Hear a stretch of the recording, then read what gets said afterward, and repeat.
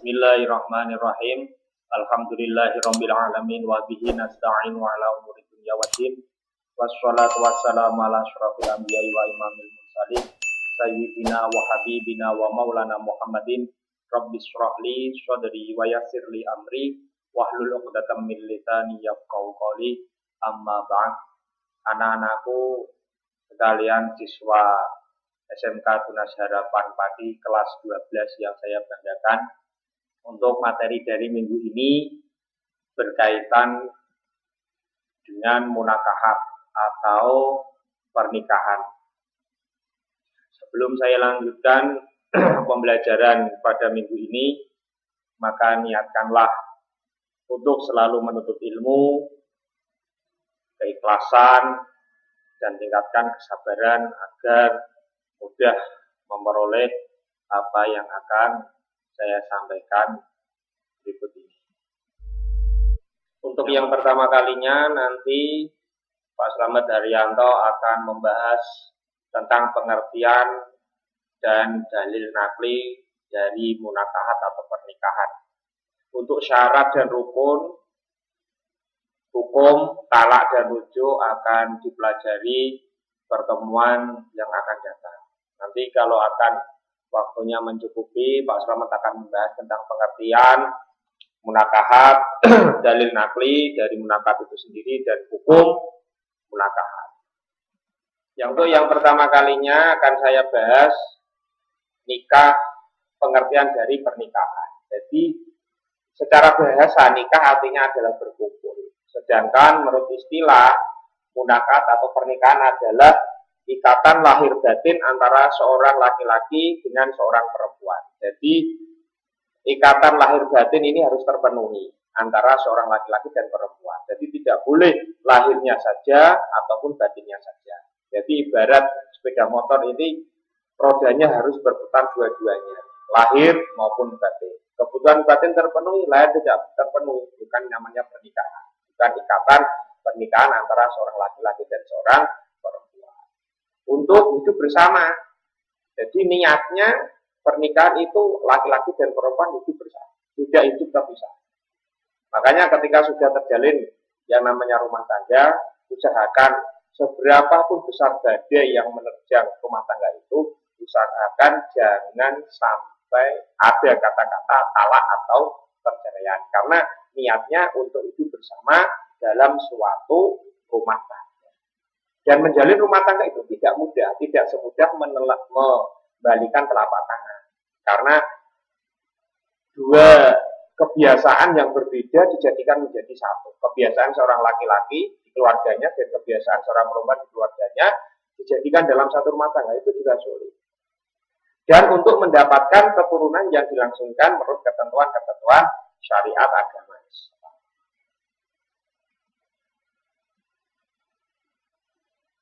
Dalil dari pernikahan. Quran surat Ar-Rum ayat 21. A'udzu billahi minasyaitonir rajim. Bismillahirrahmanirrahim. Wa min ayatihi an khalaqalakum min anfusikum azwajan litaskunu ilaiha wa ja'ala bainakum mawaddatan wa rahmah.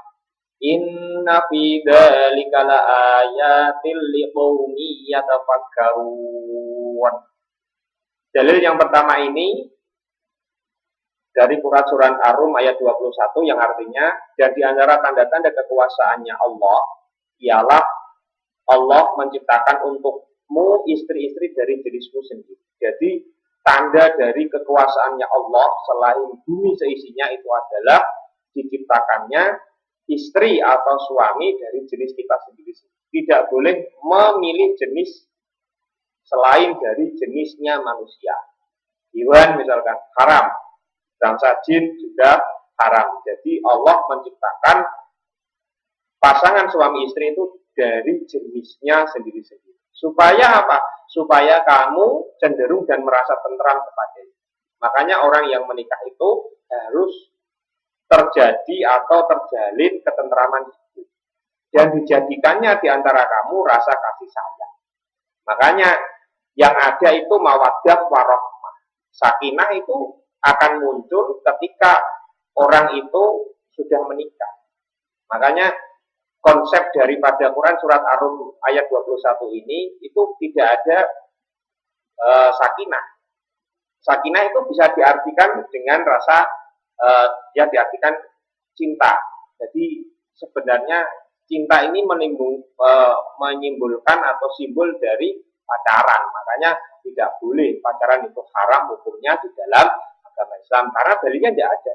Kalau memang itu pacaran itu ada, seharusnya ini ayatnya adalah wa ja'ala bainakum sakinatan mawaddatan warahmah. Padahal di sini hanya ada mawaddah warahmah. Karena orang yang menjalin cinta itu tidak akan pernah merasakan kasih sayang. Karena apa?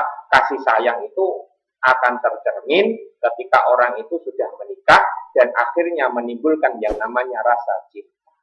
Cinta sendiri itu bisa diartikan adalah cocok, iman, nikmat, tabah, anugerahnya Allah Subhanahu wa Ta'ala. Itu arti cinta. Kalau orang itu sudah menikah, baru akan timbul rasa cinta. Sesungguhnya pada yang demikian itu benar-benar terdapat tanda-tanda bagi kaum yang berpikir. Nah, orang akan memahami ini itu kalau memang dia itu benar-benar berpikir. Kalau tidak berpikir, ya dia mementingkan nafsunya saja. Karena orang yang jatuh cinta itu sulit untuk berpikir. Makanya di sini surat Ar-Rum ayat 21 ini sebenarnya sindiran bahwasanya orang yang menjalin cinta atau jatuh cinta atau pacaran itu berarti kaum yang tidak berpikir. Kalau dia berpikir, tentu tidak akan pernah pacaran. Dalil yang berikutnya adalah dari Quran surat An-Nisa ayat 3. A'udzu billahi minasyaitonir rajim. Bismillahirrahmanirrahim. Fankihu ma thaba lakum minan nisa'i matna wa sulasa wa ruba'. Fa in khiftum an la ta'dilu fawahidah. Yang artinya, maka nikahilah wanita-wanita yang kamu senangi. Jadi yang disenangi, wanita yang disenangi, silakan dinikahi.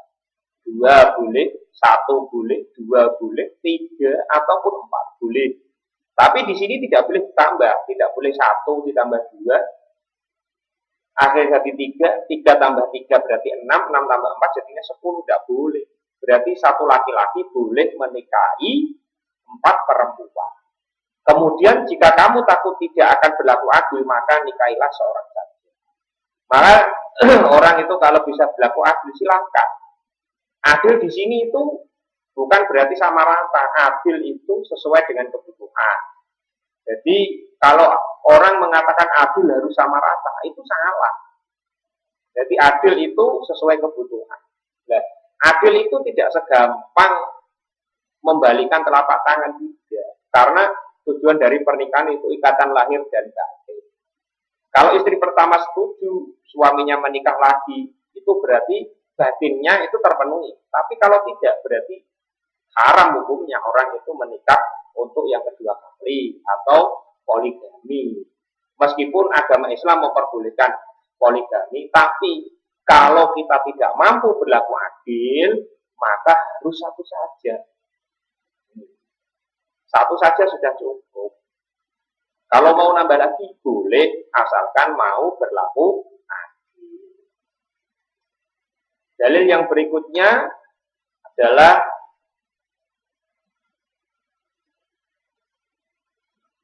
hadis yang diriwayatkan dari Imam Hakim dan Abu Dawud. An Aisyah radhiyallahu anha, tazawwajun nisaa fa innahunna ya'tikum bil mal. Yang artinya dari Aisyah radhiyallahu an, nikahilah olehmu wanita-wanita itu sebab sesungguhnya mereka akan mendatangkan harta bagimu. Jadi orang yang menikah itu pasti memiliki rezeki yang tidak disangka-sangka.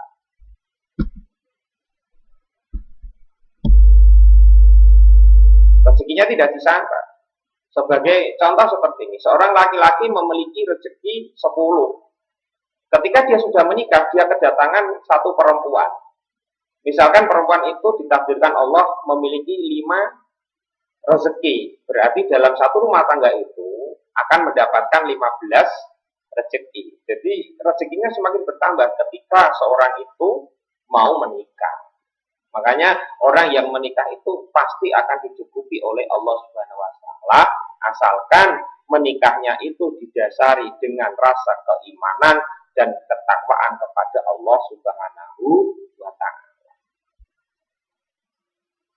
Dalil yang berikutnya tentang pernikahan yaitu qala Rasulullah sallallahu alaihi wasallam,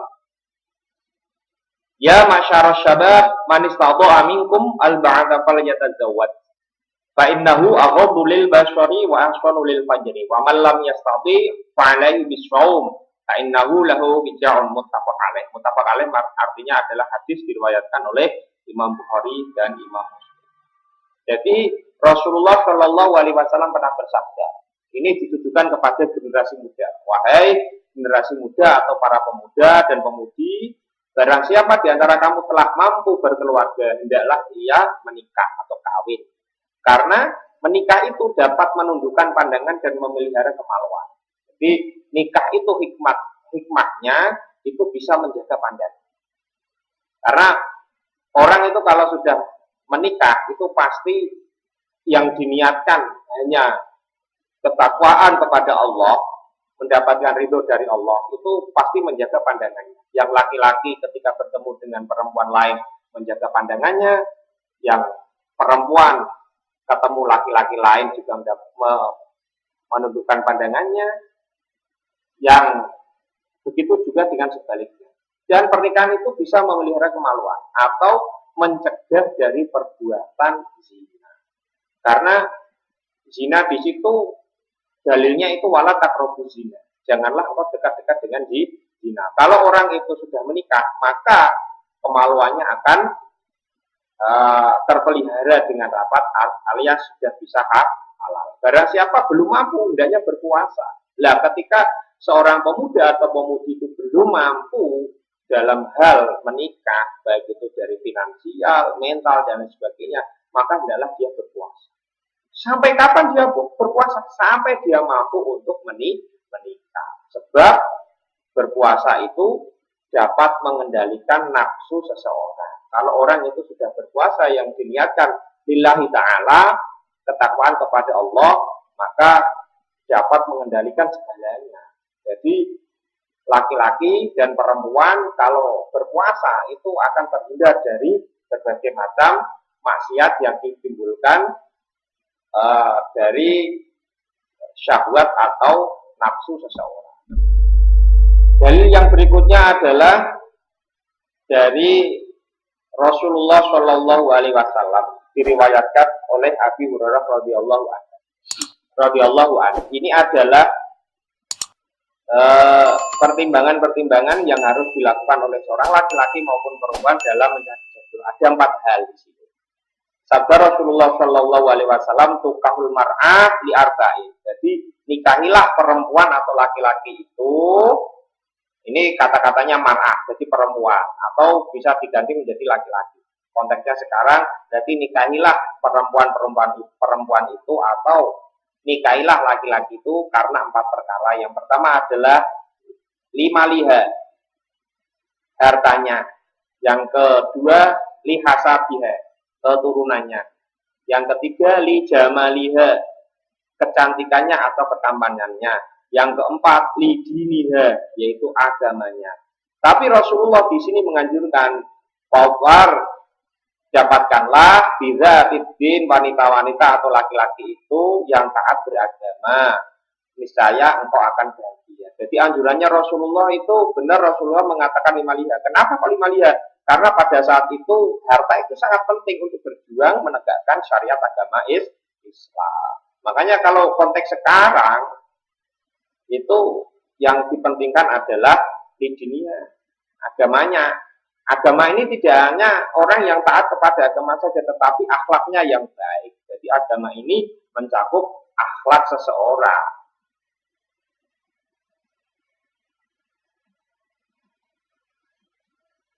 Hukum nikah sekarang.